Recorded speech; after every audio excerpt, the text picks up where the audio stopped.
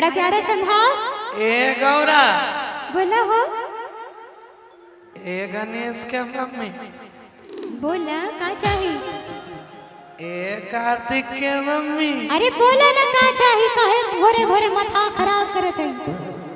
सुना ना का बोला जाना बस पावर भांग पीस के लिया। ए हमारा हाथ दुखाता 24 घंटा खाली भांगिए पीसी। ये तो मेहरारू तू बड़ू आदू को बच्चा के मम्मी तो होई बच्चा के ना देखी। मेहरारू तू हाउ तब पीसे के नरेंद्र मोदी के कहेम हम तारे न कहेम पीसे के। मेहरारू होई लेकिन दूगो बच्चा के मम्मी भी होई बच्चों के ना देखे के बा कि खाली पतिये के आरती उतारी। सुना ना कहा मेहरारू के फर्ज होला कि मर्द के ध्यान रखो। मर्दों के फर्ज होला के मेहरारू के समझी। ये तो बस पाभर भांग पिया ए रोज रोज पाभर करत करत किलो के किलो पिसा दे। एक पाव पिया ना होई हमसे ना होई। सुना कहा कि नहीं खाई भुखुआ मेवा आ नहीं मिश्री मलाई। ना खाओ खाइबे ना करो। ये तू रोज रोज कहा तारू कही लीजिए खुआ मेवा पेड़ा। ए भोला जी सुन ले हमार बात कान खोल के।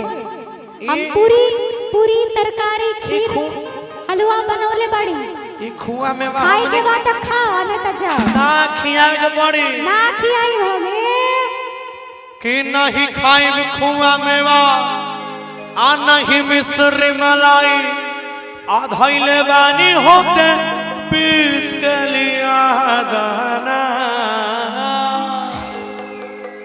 सुना बोला ऐसे नहीं हमारे तरफ जब मम्मी रहती है ना इसको छोड़िए। हाँ वो ऐसे रहती है ऐसे रहती है ना। अब इनसे कहेंगे घर पे तो ऐसे ही रहती हो ना। हे गणेश के मम्मी बोला बोला बोला का बात बा बोला मम्मी।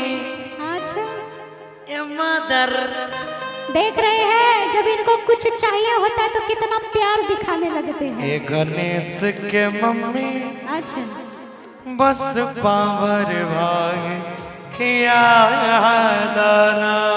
ना हुई अब आइए 1 2 3 4।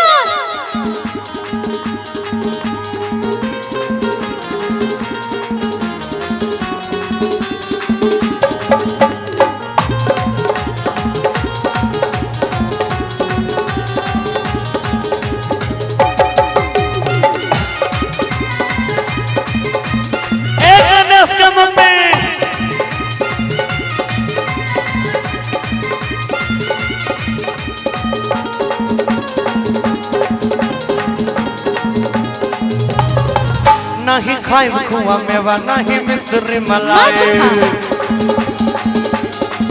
नहीं खाई खुआ मेवा नहीं मिश्री मलाई। नहीं खाई खुआ मेवा नहीं मिश्री मलाई। नहीं खाई खुआ मेवा नहीं मिश्री मलाई। धैले बानी होते पीस के लिया दाना। सुना बोला ए गणेश के मम्मी का ए गणेश के मम्मी बोला बस पावर भाग खिया दाना। गणेश के मम्मी बस पावर भाग खिया दाना। सुना हमार बात कान खोल के। राउर भांगे अंब ढेर पिसक खोलते। राउर भांगे अंब ढेर पिसक खोलते। राउर भांगे अंब ढेर पिसक खोलते। राउर भांगे अंब ढेर पिसक खोलते। होला दुख बड़ी दुखवा सहाय ना। तारा पीसे के पारी आप ही सब सुना हमार बात एकदम पिथे ते पली। सुनाब ए गणेश के पापा बोला ना। ए गणेश के पापा हमसे भांग पिसाई ना। ए गणेश के पापा हमसे भांग पिसाई ना। ओ ए गणेश के मम्मी बस पावर वांग खिया दाना नाही पिसत नाही पीसा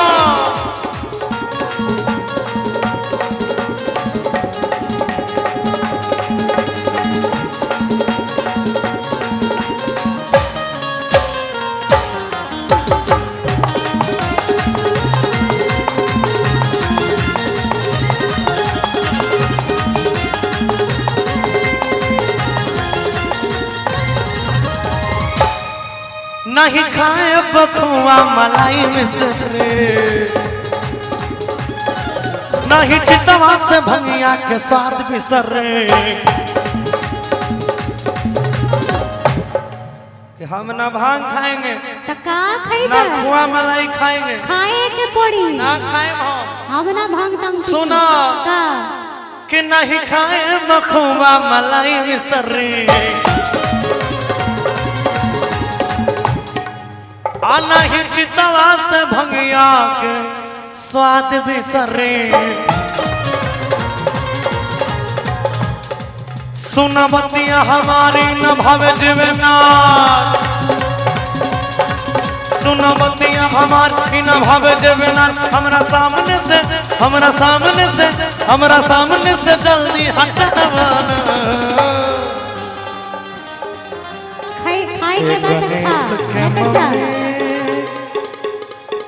ये गणेश कमी बस पावर भांग खिया दाना ये गणेश के मम्मी बस पावर भांग खिया दाना रार भांगिया बढेर पिसत खोला दे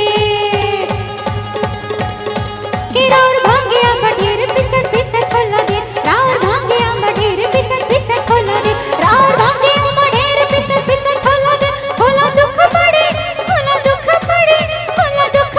दुख बा सहाय ना ए गणेश के पापा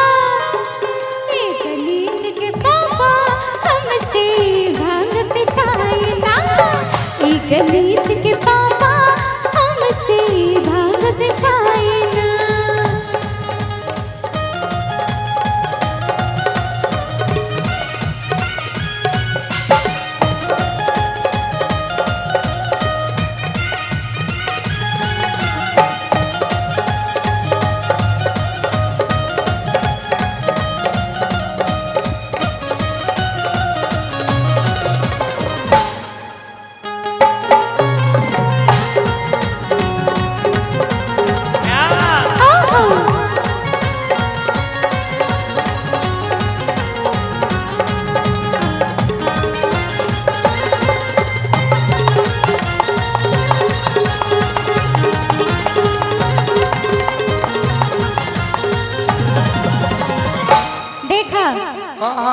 चाहे रुआ राजी होखी अच्छा चाहे नाराज हमके फर्क अच्छा। ना पड़ेला हाँ सुनी सुनाई ना चाहे राजी होए चाहे होए नाराज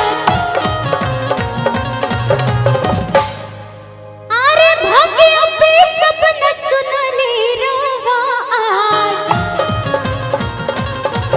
चाहे राजी होए चाहे होए नाराज भाग्य पे सब न सुन ले रोवा आज जनी करे